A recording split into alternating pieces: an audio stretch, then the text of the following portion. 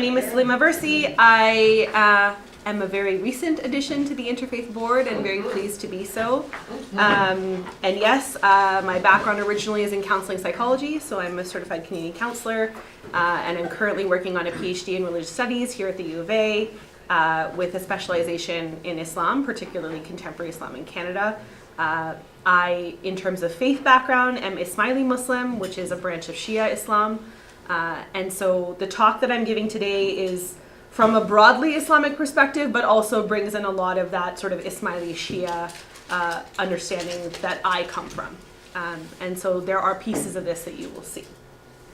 So yeah, I guess I'll just start, and feel free to stop me if there's questions and stuff. I apologize in advance for doing the academic thing and reading my paper. It's just a habit now. I will do my best not to do it too much, but it's just the habit that I have now after all these years in school. So the title for the talk is Enjoining the Good and Forbidding the Evil, which comes to us from the Quran, the Muslim scripture. And I find it interesting because it's one of those verses that Muslims seem to refer to when they're trying to explain what Islam is. And they say Muslims are those who enjoin the good and forbid the evil. And I find that fascinating. As a person of faith, I've always found it interesting how we sort of choose to identify ourselves and the sources that we use to support that conversation. And so the verse calls on Muslims to belong to a community that enjoins the good and forbids the evil. And so what I want to talk about today is how I personally have sort of understood that verse in the context of Muslim ethics. So to that end, I want to start with a story because my lovely mentor, Shiraz Ganji, who's our Interfaith president, has always told me that stories are a great way to draw people in. And so I'm going to tell you a few stories today, actually, because I think when we talk about ethics, ethics are very lofty ideals. And I think stories help to actualize those and ground them and anchor them. So you'll hear a few sort of peppered throughout the kind of hour you have with me. So the first one I want to tell you is a story about the Prophet, peace be upon him. During the time of the Prophet, there was a man who died. And so the Prophet was participating in the funeral, and this man was known to be very pious. There was a tradition in the time of the Prophet that there was this group of men who would sort of keep vigil in the mosque, and they would pray there day and night, and he was one of these men. And as he was sort of walking with the funeral procession, another man asked the Prophet, did you know the man who died? And the Prophet responds kind of vaguely like, yeah, I knew him to be sort of one of these pious men in the mosque. And this man who was speaking to him was saying, I wonder if you think that this man, given how pious he was, will be granted a very high station in heaven. And the Prophet sort of pauses and thinks about it, and then he asks, who was taking care of the man's family while he was sort of busy in prayer and meditation in the mosque? And this guy that's speaking to him says, well, it was his brother. His brother sort of helped to care for the family and take care of life so that this man could spend his time at the mosque. And the Prophet then replies that it is in fact the man's brother who will have the higher station in heaven. And as with all hadith, the traditions that tell us sort of the stories of the Prophet and that teach us about the life of the Prophet, there are lots of ways that we can understand this story. But what I have always found interesting about it is that it tells us that traditional religious virtues, things like prayer and supplication, are in and of themselves insufficient to ensure someone's high station in heaven. Instead, what's required is an ethical component. Actions that you have in the world, things that you do. And arguably the hadith is actually saying that that latter category is more important than sort of traditional religious virtues. For me, and I think for many religious people, this story illustrates kind of the two components of religious life. And I like to see them on an axis. So there's a vertical axis, which is an individual's relationship with God. And in Islam, we historically talk about that as ibadat, right? Acts of worship and praise and supplication. And then on a horizontal axis, you have your relationships with humankind, with the environment in which you live, and with the world. And in my interpretation, the background that I come from, the Ismaili Muslim tradition, and I think in other interpretations of Islam and other religious traditions as well, these two axes are intimately tied. So if you are failing on a horizontal axis, or you're not meeting all of your requirements in a worldly, temporal, ethical way, your position on your vertical axis, your closeness to God, is somehow hampered. It's impaired. And I think for me, that's what this hadith has always been about. That somehow those axes are tied. And so what we do in the world is equally and sometimes more important than what we think about God and how we respond to God in those ways. So this concern with that kind of balance and with that kind of intertwining of world and faith, we see throughout various Islamic sources, and especially in the Quran. And so I want to turn to what is one of my personal favorite verses that I think does a really good job of illustrating a pattern, which is every time that there is an injunction for prayer or supplication, it is almost always followed by an injunction that has to do with action in the world. So this verse is called Ayat al-Bir, the verse of piety. And it says, piety does not consist in turning your face to the east or the west. The truly pious are those who believe in God and the last day, in the angels, the scriptures, and the prophets, who give away some of their wealth, however much they cherish it, to their relatives, to orphans, to the needy, travelers, and beggars, and to liberate those in bondage. Those who keep up the prayer and pay the prescribed alms, who keep pledges whenever they make them, who are steadfast in misfortune, adversity, and in times of danger. These are the ones who are true in their faith, and it is they who are aware of God. So in this verse, we see a clear definition of those two key priorities. First, you have tenets of faith, belief in God, the last day, the angels, the scriptures, and the prophets. And then you have this second component, which is ethics. And those are concrete actions, caring for one's relatives, giving to the needy, working against oppression. And then personal characteristics like trustworthiness and patience. All of these components, God tells us in the Quran, are necessary for true piety. We are not able to selectively choose the ones that suit us, nor are we told that one of these elements is more important than another. Rather, we're given a clear indication that the truth of faith is defined by all of these elements. Moreover, we're told that outward showings of piety, turning your face to the east or the west, that's not the point. What matters is what we believe and what we do out of deep and true piety. This concern with genuine piety and the ethics that arise from them is reflected throughout the Quran. For example, there's another verse where it says, "Woe to those who pray but are heedless in their prayers, who make a show of praying but refuse small acts of kindness."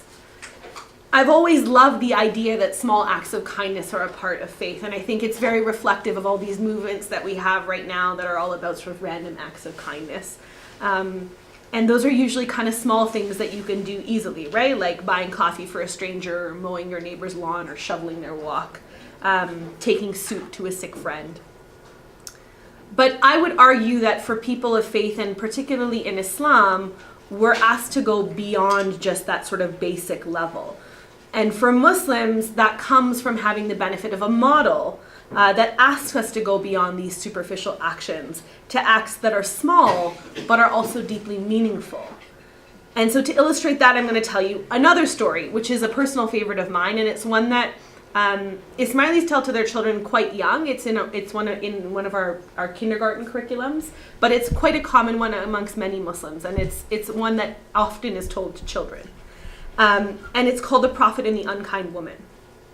And the story goes that the Prophet used to go for walks, and on his daily walks, he would pass by a woman who was not a fan of his. And so every day, she would throw her garbage bin out the window just as he was walking under it. Right? And she did this every day. But the Prophet never gets mad. And interestingly, he never changes the path that he walks. And then one day, there's no garbage. And the Prophet's kind of confused. He wonders what's happened. And on the second day and then on the third day, there's still no garbage. And so he becomes concerned. And he kind of asks around to the neighbors, and he's like, what happened? Like, what's going on? And they tell him, oh, she's sick. And so the Prophet goes to visit her.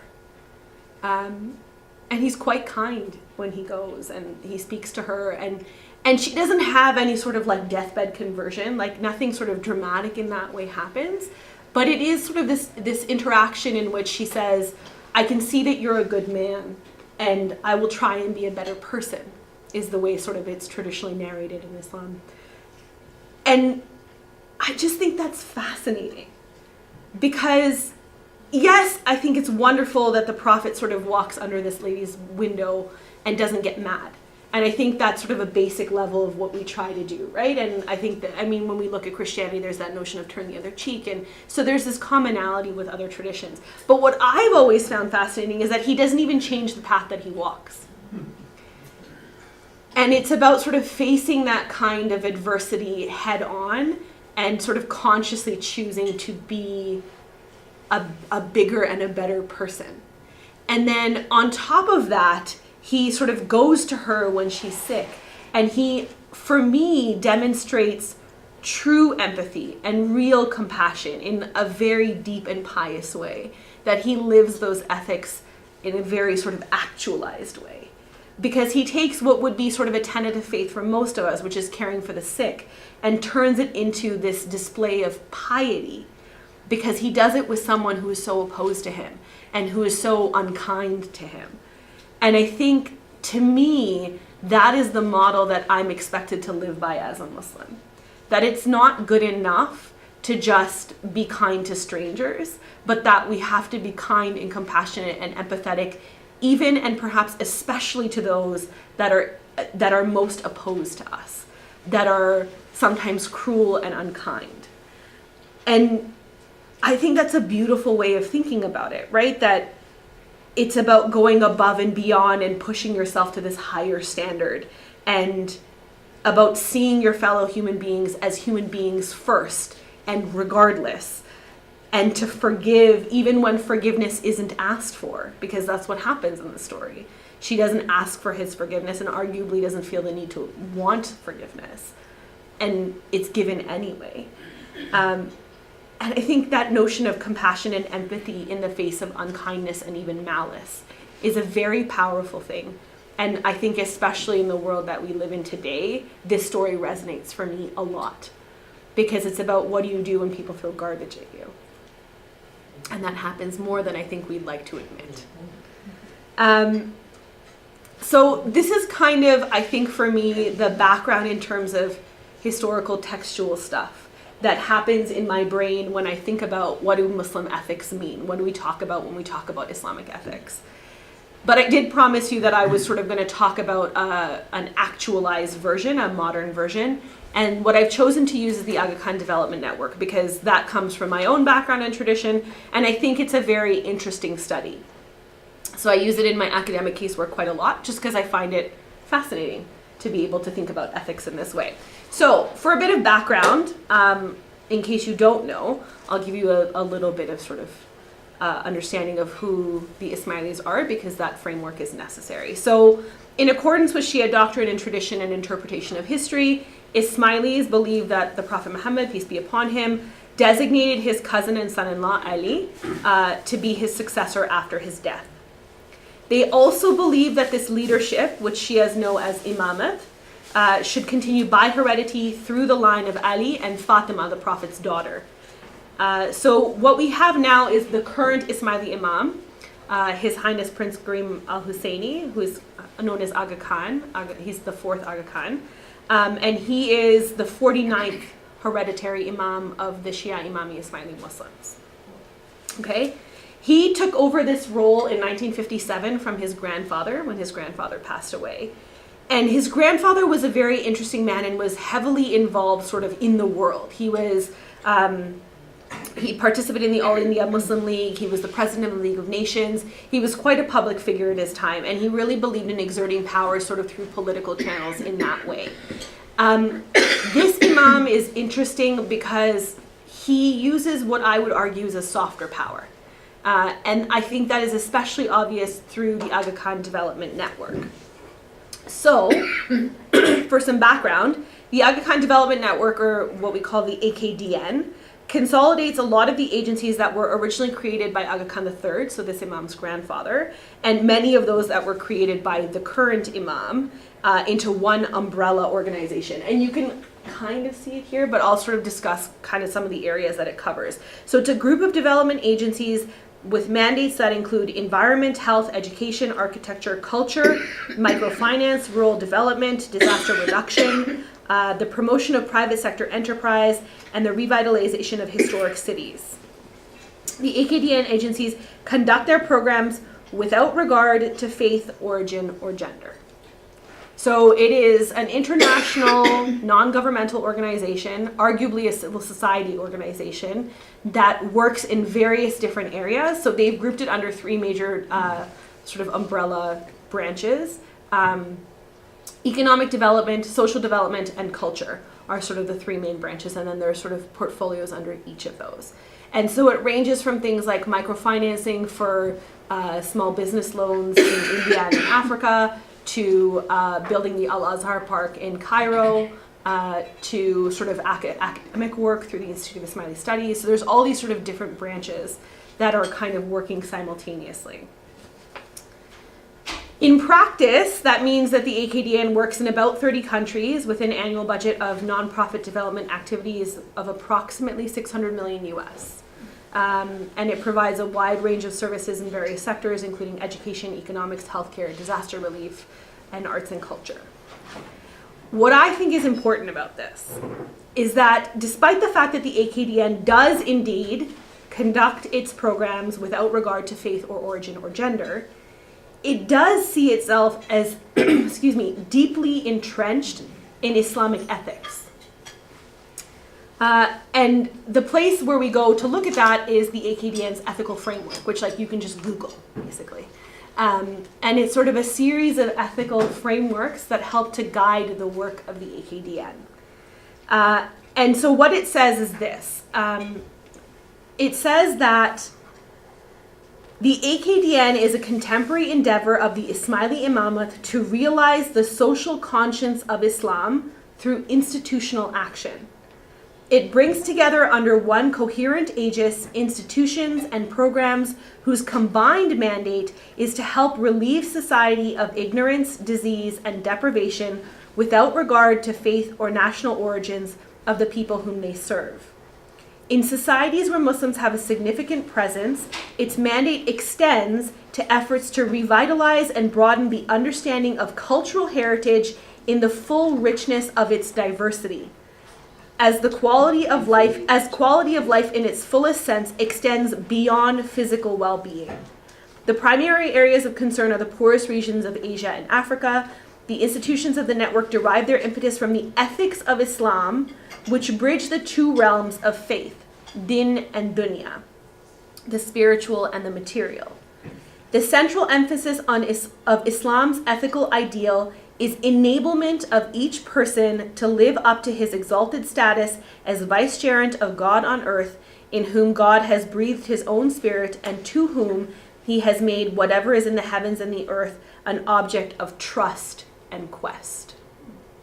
So that's directly from the AKDN's mandate on their website. And it's very dense, but it's what I just find it so fascinating how this particular project of the Imam attempts to articulate the ideals that we started with, right? These things that you see in the Quran, the things that you see in the stories of the Prophet, and really think about how do we actualize that in a way that makes the world a better place. So the AKDN's framework starts with two key principles. The first is din and dunya, and the second is the guidance of the Imam. So din and dunya broadly reflects a sort of generalized Muslim, but also a specifically Nizari Ismaili way of understanding faith and world and how they work together. This particular Aga Khan and his predecessors have all repeatedly noted, and others have noted the same, that Islam is a way of life in which din, or faith, and dunya, or world, are perpetually intertwined. complementing and deepening one another. And so that's a reflection of those two axes that we were talking about, right? This vertical axis to God and this horizontal axis we have to one another, and how those things work together. This understanding as to how we should behave in the world as a person of faith is intimately tied to the Shia and particularly to the Nizari Ismaili understanding of imamat. The AKDN is, as we've noted, an endeavor of the Ismaili imamat, and in many ways, it's the imam realizing ways in which faith and world intertwine and acting out the principles with which the framework begins. The AKDN is not for the Aga Khan a philanthropic venture. Rather, it's a way in which to realize an Islamic social order, as understood and interpreted by the hereditary imam, who is considered by Nizari Ismailis to be the legatee of the Prophet Muhammad, peace be upon him, in this regard. So, it lists these particular ethics. And I'm just going to read them because I think the phrasing of them is interesting too. So the first is the ethic of inclusiveness, which, as we heard earlier, is the idea that you should serve populations regardless of race or origin or gender. And then it includes other things also, right? So theoretically, it includes inclusiveness in terms of able-bodiedness and all sorts of other things, right? An attempt to be as inclusive as we can be. The ethic of education and research, which includes reference to the work and examples especially set by early Muslim scholars, as well as this general spirit of inquiry. The ethic of compassion and sharing, which goes beyond the notion of just sharing material resources to include intellectual and spiritual generosity, and places a priority especially on voluntary service in all of these areas. The ethic of self-reliance, which has strong undertones of both empathy and social justice. The ethic of respect for life and health, which for me, what's most interesting is that it includes the ethic of sound mind and an interest in sort of mental health and what wellness means in a broad, holistic way. The ethics of sustainable environment, and it specifically says that enabling environments have to be enabling physically, socially, and culturally.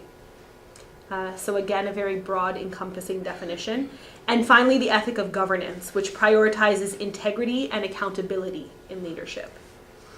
So in each of these sections, if you look at the document, it's like a quick little 3-pager. And in each of these sections, it talks about each of these ethics in a sort of broad way, and then it roots them in Islamic sources. So it roots them in Quranic verses, in hadith, so stories about the Prophet and sayings about the Prophet, and in sayings and stories about Imam Ali, who was the first Shia Imam. And then it also references sort of key figures and events that cover the broad spectrum of Muslim histories and civilizations. And so it kind of pulls from this broad 1400 year history of Islam to construct why and how these are the ethics that have been chosen. And when you look at the document as a whole, it has a very Muslim tone. I mean, especially, I think, a Nizari Ismaili tone, but a broadly Islamic tone, I think, certainly. And I think it directly mirrors the ideals that we saw in the beginning in that verse of the Quran that I quoted from, Ayat al-Bir, right? So there is a consciousness of God in the way in which human beings are responsible for the world. In Islam, we talk about it as an amanat, a trust that we're given. But there's also a sense that you have to actualize that in a concrete way in the world. And so I want to give an example of what that means. So one of the things that I find fascinating, because I do other work in nonprofit stuff, is how the AKDN measures success. And I'm always very interested in principles of social justice and how are we making sure that we're inclusive and how are we making sure that we're empathetic, and how are we making sure that when we go into places that are poor and disenfranchised and have quite a lot of oppression, that we're not impeding progress and that we're not basically putting our own ideals onto them, right? How are we avoiding the savior complex? Because I think that's a really important thing. And I think in that regard especially, the AKDN is just like light years ahead of many development agencies. So the Aga Khan did an interview a couple years ago now at Brown called the Ogden Lecture, and there was a chat that he had afterwards with an interviewer. And at one point she asked him, so how do you measure impact? And I just think his answer is so interesting. So he says, we're not fascinated by mathematics and statistics. So we've spent a lot of time trying to understand how people in various environments judge their quality of life. So we have first of all been able to bring together quality of life indicators from different parts of the world, which tell us how those populations look at the future. So we start with the quality of life indicators, and we measure where we are when we start. And then we put in a program, and we measure outcomes, and then we correct. And then so he says, but actually we stay as long as we can in the most difficult environments. So for example, we're in Syria and we're in Afghanistan and we're in a lot of countries because we're permanently there. So the goal is to create a system which is responsive to people's own views, not what you think their views are. And so I'm going to tell you another story because I like stories. So the other position that I occupy in the Ismaili community is an al-wa'iza, almost. So I'm still in probation, but I'm almost there. And I did my training in Dubai. And so we had people from all over the world that were training together sort of to be specialists in Ismailism in particular and to do work as preachers and sort of pastoral care stuff. And one of the people that was training us is a professor of social work at UVic. And she's been involved in the poverty alleviation projects that are part of the AKDN, so sort of overarching stuff. And she knows all the ins and outs of social justice work and anti-oppression stuff. Like, she's a professor of social work, so she knows this stuff really well. And she told me this story that I thought was such a good indication of how this works in practice.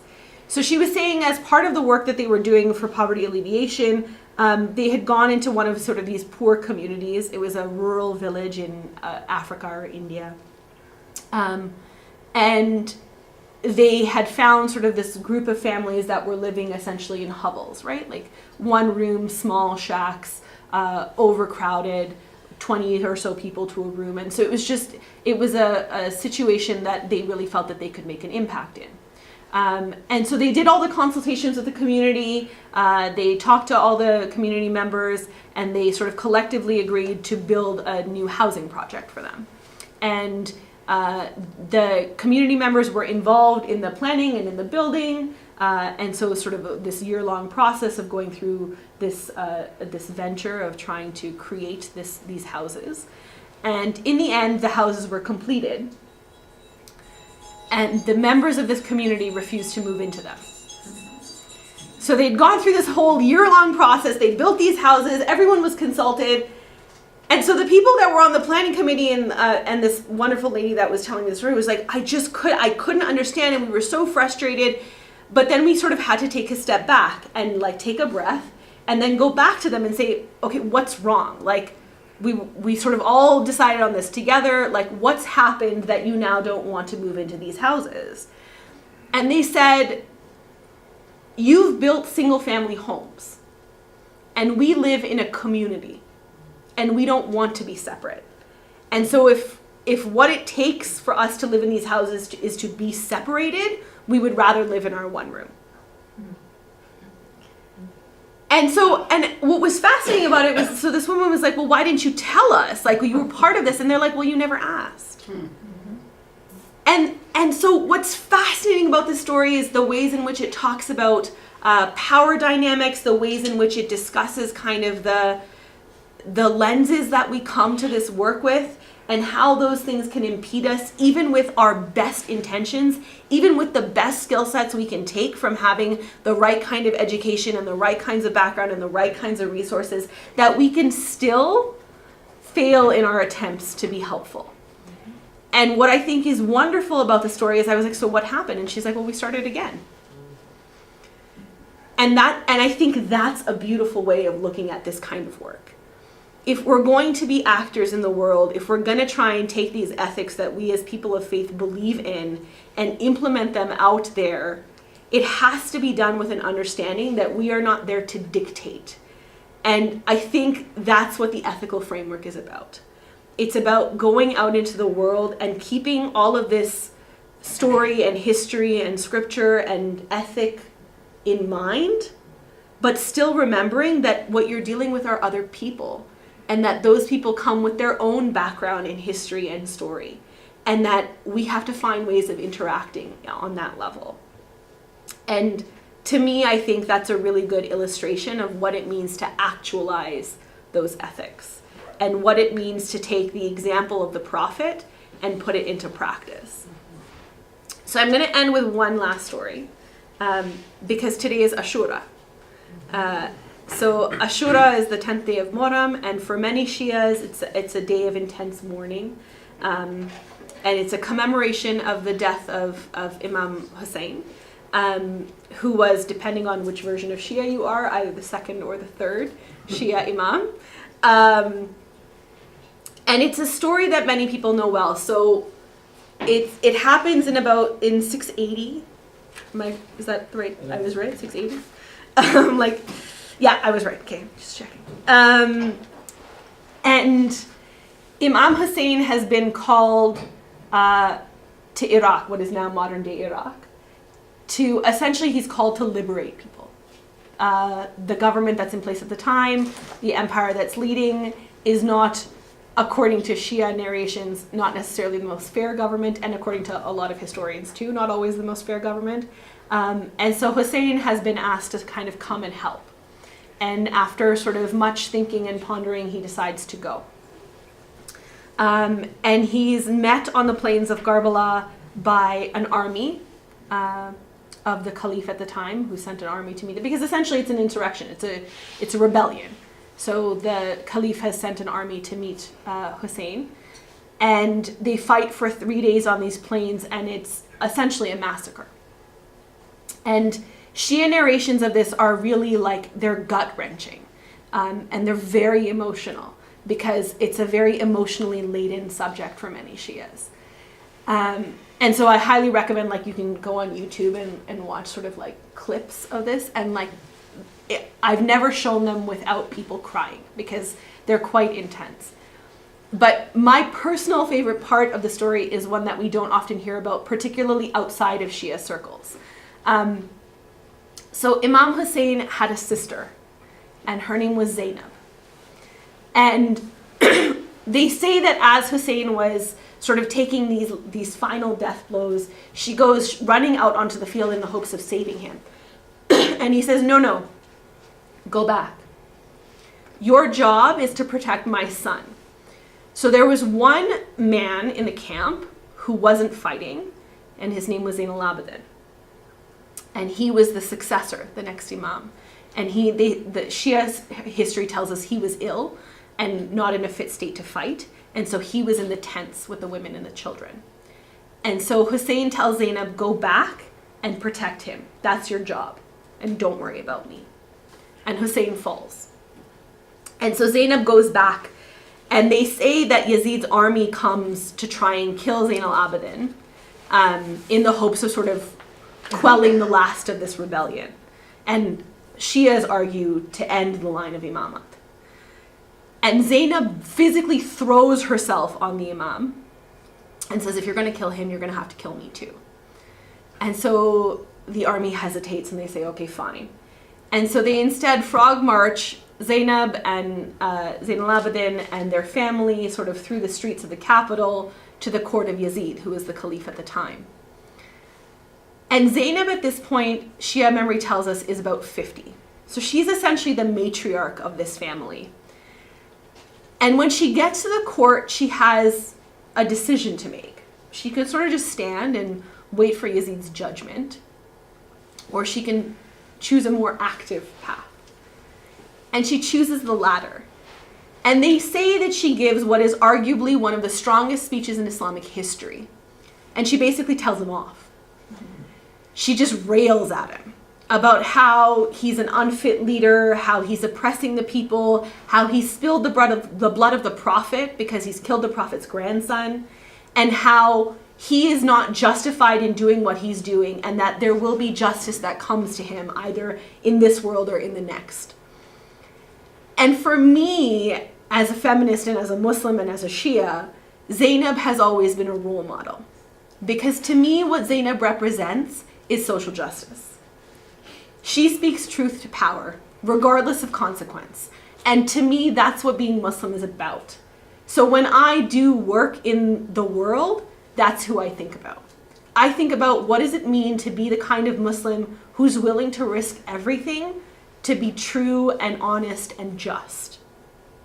And I would argue that's also true when we look at the stories of the Prophet, and it's also true when we look at the Quran, and it's also true when we look at the AKDN. And I think, especially in the world as it is today, and like with the debates right now that are happening in the States and all sorts of other places, I think it's important to remember that Islam is rooted in these models. And that for most Muslims, this is what Islam looks like. Islam looks like speaking truth to power. It looks like being kind when you don't have to be. It means going above and beyond. And it means having the kind of ethical framework that allows you and encourages you and requires you to be more. And to just fundamentally be a better human being. And for me, that's what Islam is. And that's what Islamic ethics are. And so that's kind of where I want to stop, and feel free to ask questions. And yeah. Just like what we heard on the news last night, it was so warm that it made me feel good, like we were talking about. Because there's a group in Calgary, and somebody broke into the center. Yeah. And the police came by and he said he wanted to catch that person and charge him. And this guy, this guy from the center, he said, no, forget it. He said, when they want to come, I want to tell them to come here and we'll forgive them and try to be kind to them. And another thing, like here in Interfaith, they went around to the neighbors and hand out candies or little notes to people who went home and talked to the people who want to be kind to others. Yes. And what you were talking about, and I said to myself, it made me feel good because it's showing how to be kind to others as what we're supposed to be treated ourselves. And I said to myself, I wish more religion would do that. Right. Show it to others what we're supposed to be here for. Yes. And I think that's true. It makes me feel, I feel so warm and it feels so good to hear that. Yeah. And I agree. I think one of the difficulties of the modern age is the way in which things get covered, right? I think it's easier to cover things that have sensational value, and there's not a lot of sensational value in Muslims just being good people, which the majority of us are. Like there's not a lot of great like ratings that you're going to get out of that because it's not all that interesting. It's just people being people, and it's unfortunate, but it's true. And yeah, I think often it's true. There was another case very similar to the first one that you were talking about in the States where a mosque was vandalized, and there's this great YouTube clip of a news story that was covering this particular incident, and they actually had invited the guy who had vandalized the mosque to come back to the mosque, and he literally breaks down in tears. It's a beautiful little segment because it's about how powerful a thing forgiveness can be and how empathy can really change the world, and just really being able to see someone as a human being, what that can do. And it's unfortunate that we miss that so often. Yeah, that's right. Yeah. Hi. Hi. Quick comment and then I have two quick questions. Yes. The comment is that I just read a study that showed that when you're hooked up to a brain scan machine, going through the act of forgiveness makes the most calming change Fascinating. in the brain possible. That's so fascinating. They tried all different things and forgiveness was number one. So that's just my comment. So is the Aga Khan the mom of only Ismailis or she all Shias? Okay. So it's an excellent question. So technically, in terms of the ways in which branches are understood, especially academically, he is the imam of the Nizari Ismailis. However, the way in which Nizari Ismailis theologically understand imamat is that the imam is the imam for the whole world. Okay. So that, I mean, But I understand the Shias and the. Yes, so in terms of the- have different imams. yes. So is the Aga Khan. So in all that Shias? way, it's specifically for Nizari Ismailis. Only for So them. because Shiism also has various sort of branches and communities of With interpretation different imams. with different lineages of imamat. And so those lineages have had sort of different historical evolutions. Ismailis are the only community with a living imam, like a living and present imam. The other lineages have mostly gone into occultation. And I've met him, so that's. Well, there you go. Our picture is. That's lovely. And my other question is, you said that the AKDN is not a philanthropic organization. Does that mean that donations do not get charity? They do. So it's not that it's not a charitable organization. It's that the Aga Khan doesn't see his work as philanthropic. Okay. He sees it as part of the mandate of imamat. Okay. That this is what he has to do in the world as a Muslim and as an imam. Thank you. Yeah. I've known the term imam for many years. Mhm. I've been in the mosque that you belong to in the north end, Mm-hmm. and very impressed with it. But I hadn't ever thought of the Aga Khan as being an imam. Mhm. I thought they were related to congregations or Mhm. buildings. And, So- being a minister myself, Yes. I think in terms of them as being somewhat comparable to our Right. role in the Christian church, but I may So- be wrong. The distinction that I usually draw for my students when I'm teaching Islam is what I call capital I imam and small I imam. So in Sunni congregations, by and large, an imam is what I think, just for the purposes of conversation, is easier to call a small I imam. And so it's a congregational leader, very much in the same way as clerical sort of position or clergy positions in other sort of communities. The imam, capital I, is about the way in which Shia Muslims specifically understand authority. So for Shia Muslims, upon the death of the Prophet, peace be upon him, Ali, the Prophet's son-in-law and cousin, was appointed as the imam. And in that sense, it's an imam, capital I. So the theological underpinning basically says there's something called the doctrine of imamat, which the majority of Shias agree on.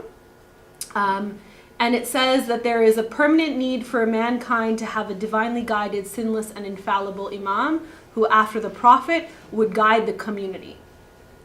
And so there is this notion that the imam's authority comes from the divine, though he's not divinely directed through sort of direct revelation the way that the Prophet is, because Muslims believe that the Prophet Muhammad is the last prophet. But that the imam is there to sort of continue the work of guidance. And Shias fundamentally believe that in order for the world to work, you need an imam. That the imam is there to continue God's guidance of humankind, and that God would not leave humankind without someone to guide them. So that's a capital I imam, and it has to do with particular understandings of authority. Does that help to explain the Can I difference? jump in on that one too? It sounds to me very much like within the Catholic tradition. It's similar. You've got bishops who look after certain areas, and then you've got the Bishop of Rome, capital B, who's the Pope, who Right. does that kind of So role. it's similar, but in the Shia tradition, so for example, in the Ismaili tradition, the sort of lower clergy kind of level is not referred to as imam at all. Okay. In some Ithnashri communities, I want to say it is, but it just depends on sort of, so that's just, it's just a sort of vocabulary difference. But it's fundamentally about how authority is understood, and often comparisons are drawn between the imam and the pope. The difference, I think, at the most fundamental level is how you come into that position. Yes. So the pope is elected still, Yes. the imam is not. It's The hereditary. imam is appointed by his predecessor, and Shias believe that that appointment happens through divine guidance, like, and much in the same way that in the sort of Catholic, you believe that the hand of God is at work even in the elections. And so there are many similarities, but there are also differences. Good. There was a question over here first. John and then David. Yes. Oh, sorry, and then me. Okay. I jumped in. Well, Yes. I wanted to ask about the term Mhm. imam. Mm-hmm. And I think, if I heard you right, in passing, you said something about the imamate as a sort of trusteeship. Mm-hmm. Is this the meaning of the word imam, or where does the term come from? So imams, so trusteeship is the word is amanat. Amanat means trust. And imams are there to help maintain that amanat, but the amanat is given to humankind as a whole. That each human being has been given their soul, the world, life in trust. That it belongs to Allah, and to Allah it returns, right? That everything is God's. That God's domain is infinite, and all of it belongs to God, and that we are here to maintain and hopefully improve what we've been given in trust. So there's no direct link between those roots in Arabic, but although they do sound quite similar. But yes, did that clarify it? Well, it clarifies it to some Okay. degree. Is there an etymology for the word imam? For imam, I'm trying to think. Do you know it? Okay, go. Imam actually simply means leader. Leader, yeah. Simple translation is leader. Yeah. Okay? And therefore anybody who will lead the prayers is the imam.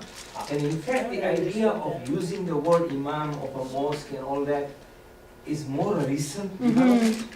In the past, they were called imams, but they were not necessarily the top theologians. Yeah. But with the Shia, imam is very divine. Yeah. Okay. However, as Salima mentioned, not all the Shias have a present living Living imam. imam. They believe the imam is present and that he's guiding the scholars. Yeah.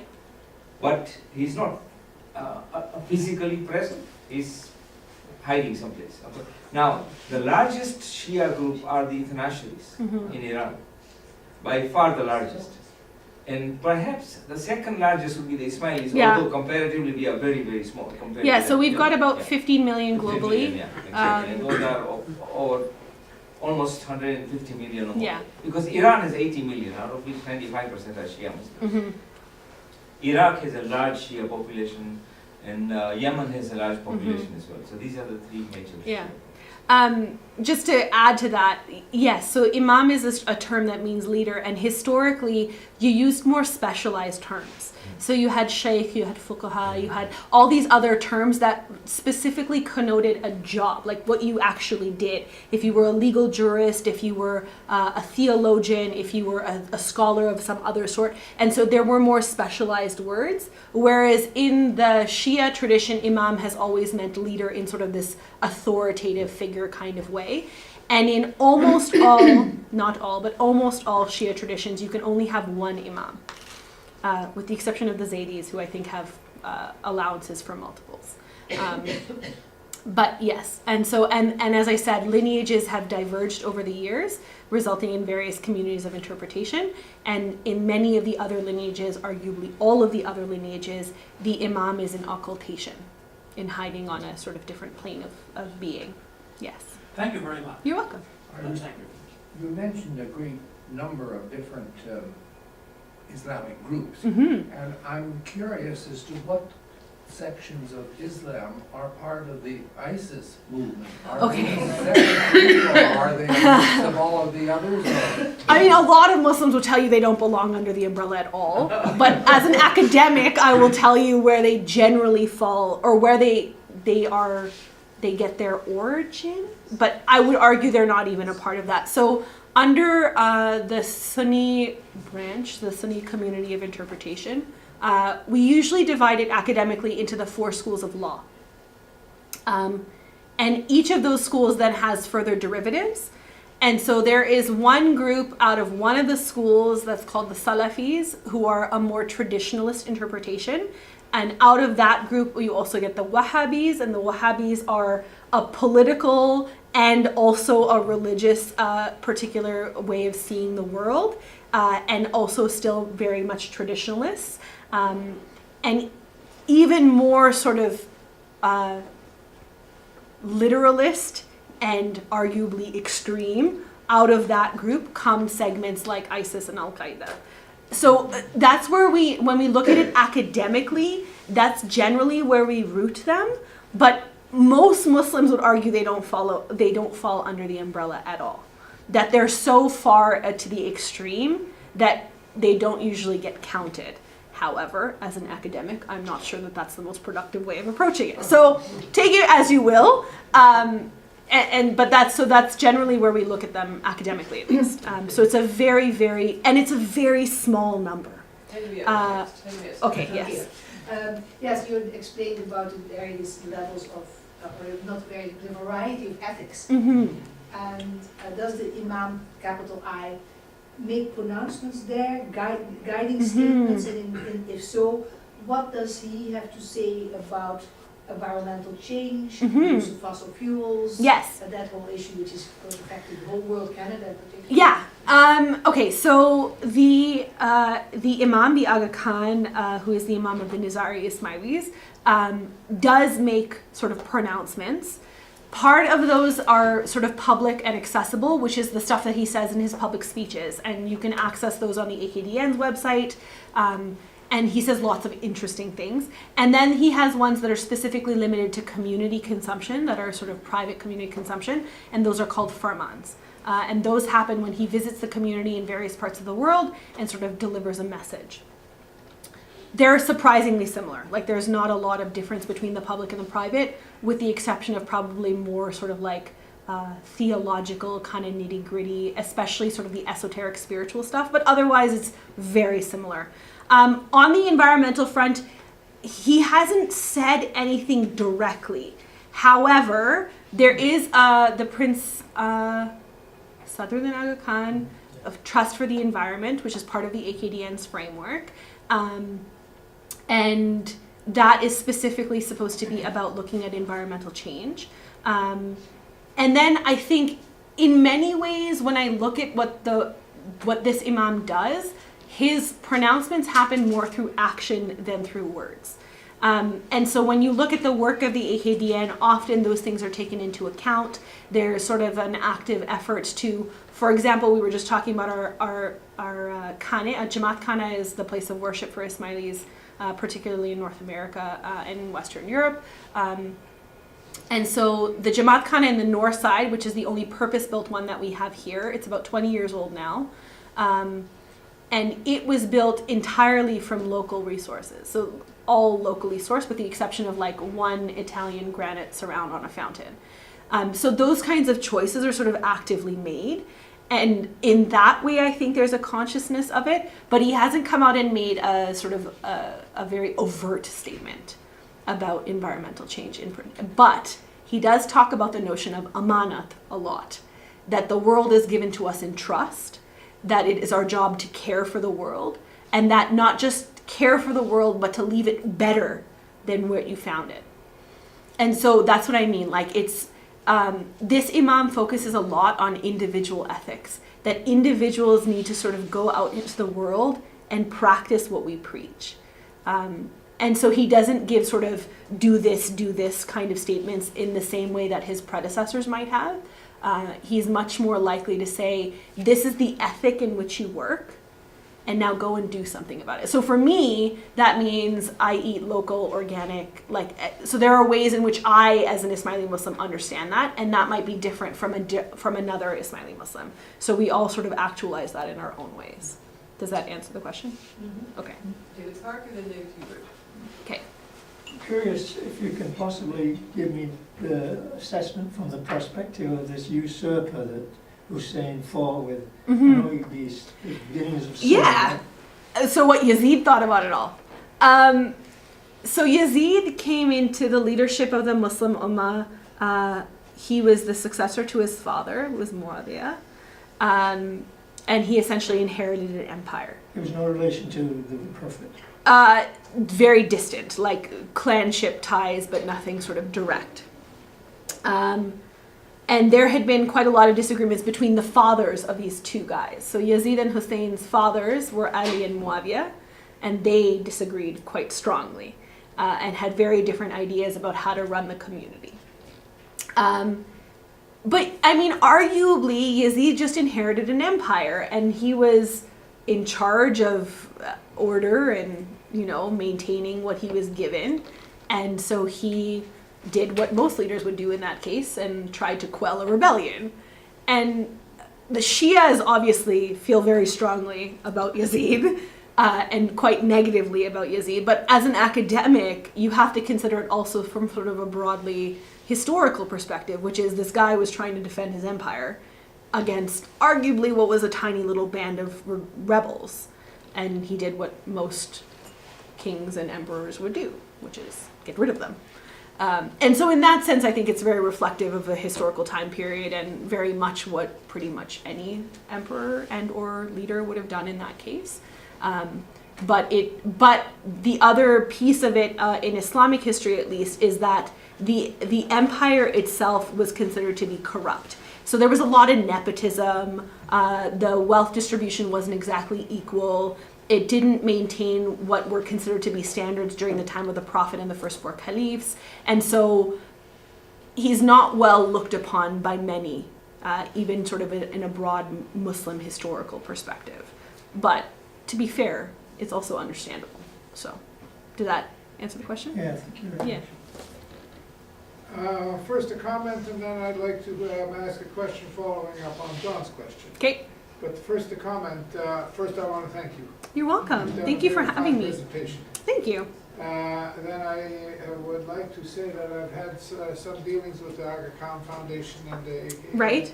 and I have a very, very high regard We for appreciate the that. Aga Khan Foundation. And the Aga Khan has written a book called Where Hope Takes Root. Takes Root.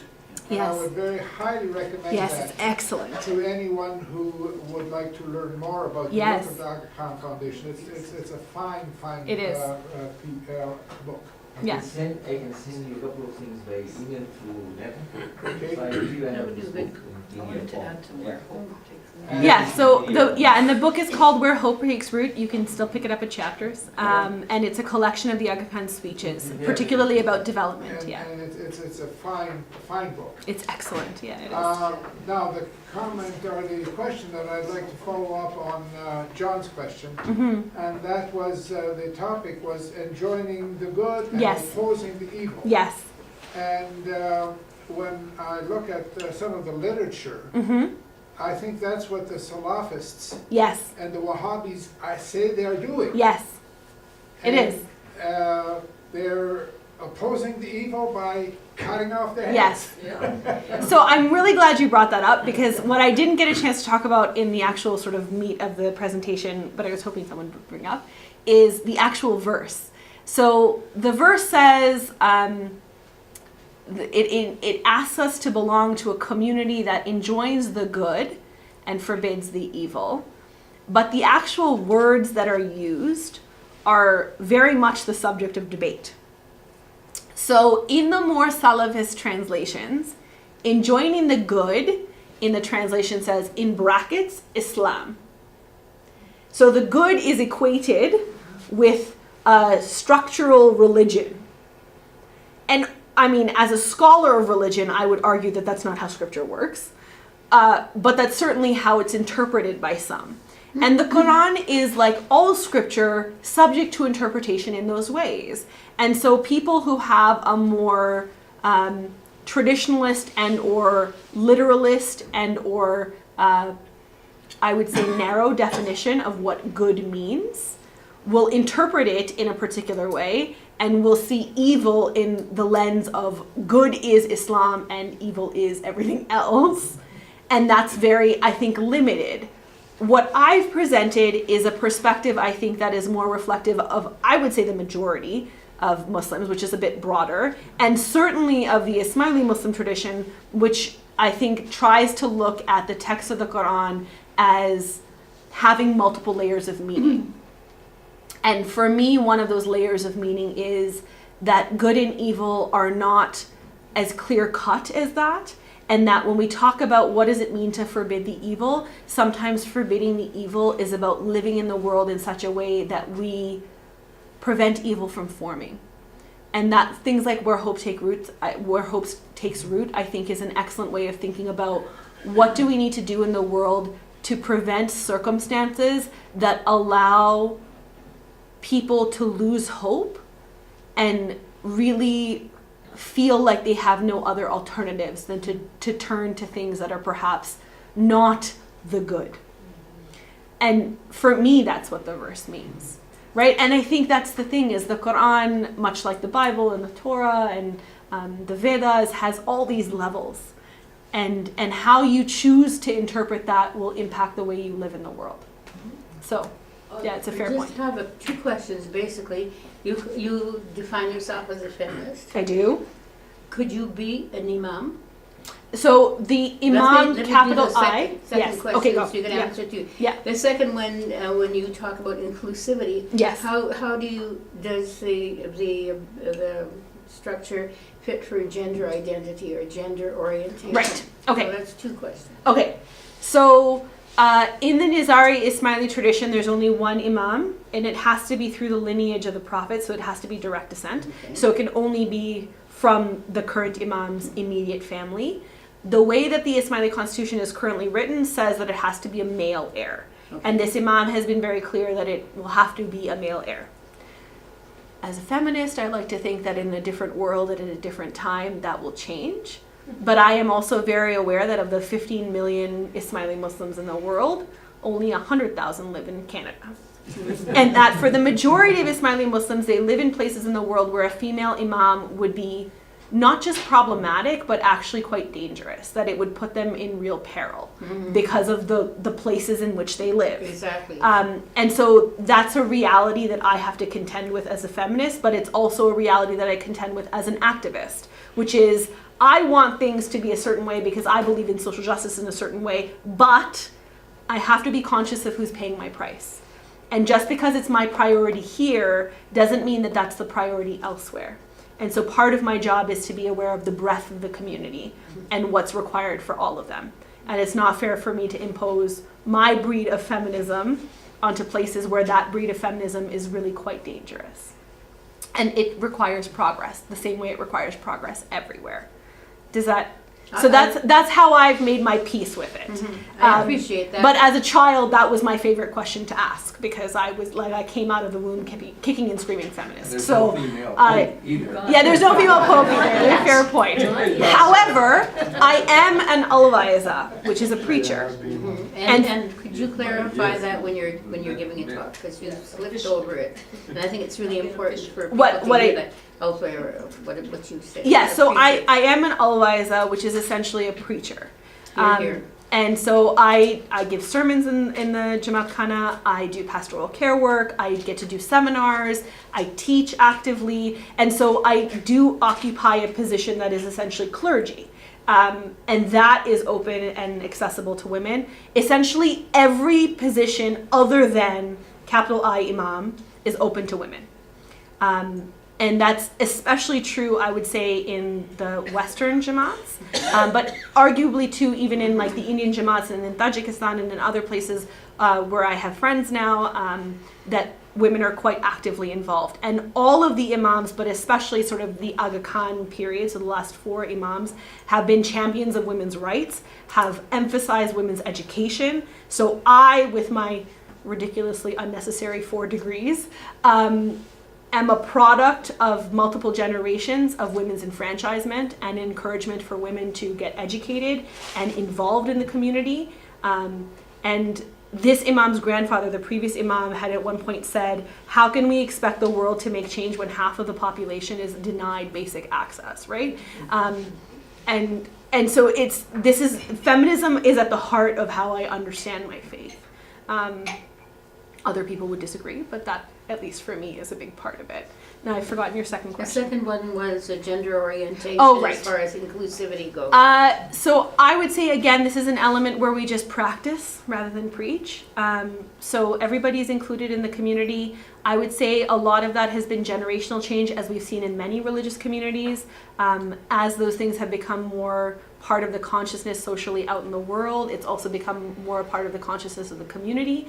For my generation, it just isn't even a thing. Like, you identify as you identify, you do what you do, that's cool, not a problem. For older generations, I think it's still a struggle. There's no official position from the community, but again, that I would argue is because so much of the community exists in parts of the world where those kinds of issues are still illegal and quite dangerous. And so to take an active position and an overt position could physically put those people at risk. And so it's an understanding, I think, that we all have to have of the breadth of the community and how we make change and who's paying our price again. What do you mean by that, paying? Who's paying our price? Paying the bills? Like? No, so when we do activist work, particularly in the West, I think we sometimes live in a bubble where we look at the impact of the work that we do here, but we don't look at the way that it impacts other places in the world. Mm-hmm. And so one of the moments that I had was while I was doing my training in Dubai, I was having a conversation about actually these exact issues, and someone was telling me about how a friend of mine teaches at a school in Nairobi, and how her kids were bullied because other students found pictures of a queer pride float, like it was in the Pride Parade, of Ismaili Muslims who are individuals that were queer and made a float, which is great. And although not officially sanctioned, was still an Ismaili queers float. And that her kids were bullied in Nairobi because other children had found this picture online. And that's like a minimal version.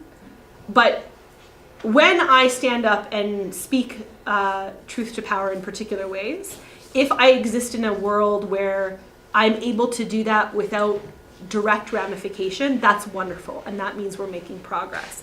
But given the world that we live in, am I conscious of the fact that in other places in the world, somebody might be paying a price for my actions? Mm-hmm. And as an activist, I feel strongly that that is something that we need to be conscious of. Mm-hmm. That when you give voice to people who are oppressed, are you putting those people at more risk? And how are we weighing that risk in relation to our desire to make change? And that, I think, is a line that as activists we have to walk. And we have to be conscious of who's paying that price. And that, to me, is also about Islamic ethics, is who's paying my price. If I am not paying a price for this, that's wonderful. But if somebody else is, and if somebody in Pakistan is killed, or if a kid in Nairobi is bullied, or like, those are things I, as an activist, need to be conscious of. Well, it when depends they label these people as evil, then you can justify whatever the heck you want.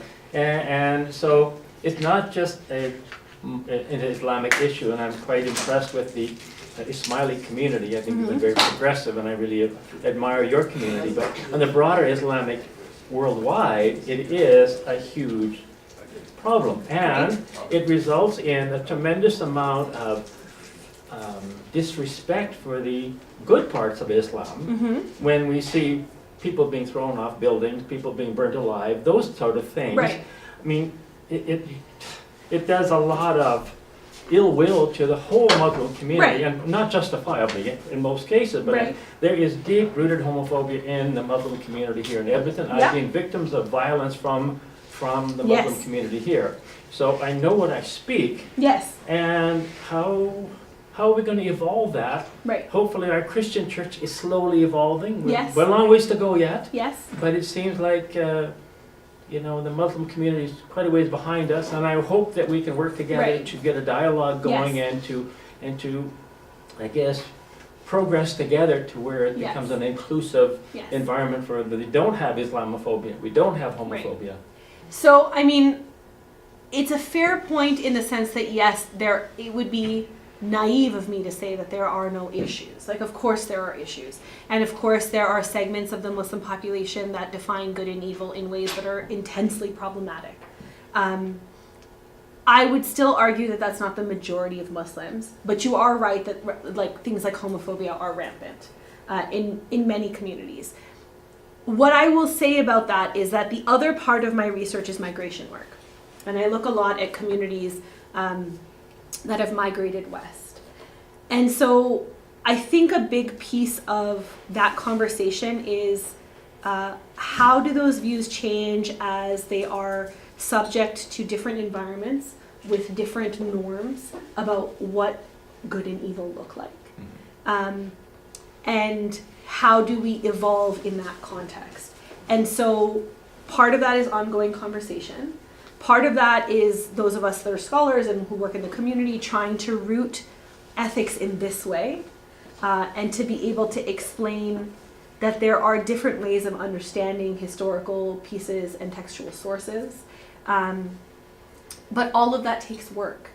And I'm not gonna lie, it also takes money.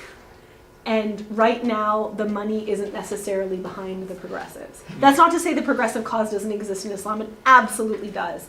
And there are excellent voices on that front. I don't think they get, as I said, I don't think they get the coverage that they should.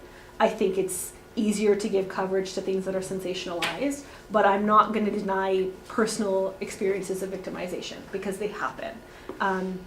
And certainly for people that are Muslim and queer, for example, it's an intensely personal and conflicted identity. And all I can say is it's a work in progress.